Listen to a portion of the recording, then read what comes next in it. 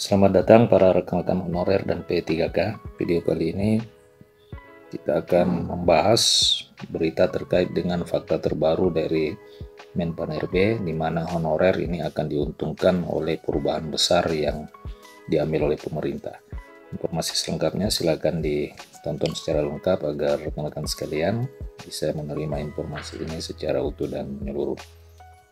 Kabar terbaru yang menyenangkan datang dari Menpan, yakni Bapak Abdullah Soranas, yang membuat para tenaga honorer di seluruh Indonesia bersorak kegirangan. Perubahan terbesar yang baru diumumkan akan menguntungkan para tenaga honorer dalam 3 poin penting yang patut disoroti.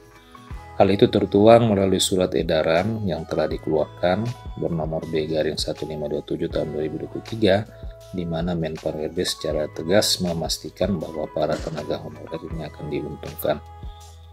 Nah, rekan-rekan, apa isi dari surat edaran itu? Yang pertama, Menpan sudah memerintahkan pemerintah daerah agar menyiapkan anggaran khusus untuk tenaga honorer. Kedua, kemudian pemerintah pusat dan pemerintah daerah telah berkomitmen untuk menyediakan anggaran khusus yang akan menguntungkan honorer kedua. Hal ini merupakan tonggak penting di dalam memberikan penghargaan kepada para tenaga honorer yang telah berdedikasi tinggi demi kemajuan negara. Kemudian yang kedua, pendapatan honorer ini aman dan tanpa pengurangan. Salah satu berita yang paling menggembirakan adalah kepastian bahwa para gaji dan tunjangan honorer itu tidak akan dikurangi, dan dengan begitu tetap tersedia di dalam APBD. Dengan pendapatan yang terjaga, maka para tenaga honorer dapat menjalankan tugas mereka tanpa beban keuangan yang tidak perlu. Kemudian yang ketiga adalah pemerintah sudah melarang pemerintah daerah untuk mengangkat dan menambah tenaga honorer baru.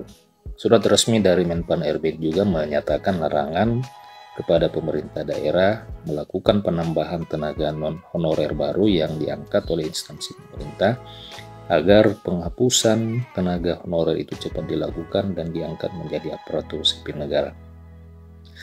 Nah, rekan-rekan, demikian setidaknya 3 poin yang dikeluarkan oleh Menpan RB kepada para pimpinan instansi pemerintah daerah terkait dengan penyelesaian dan penataan tenaga honorer.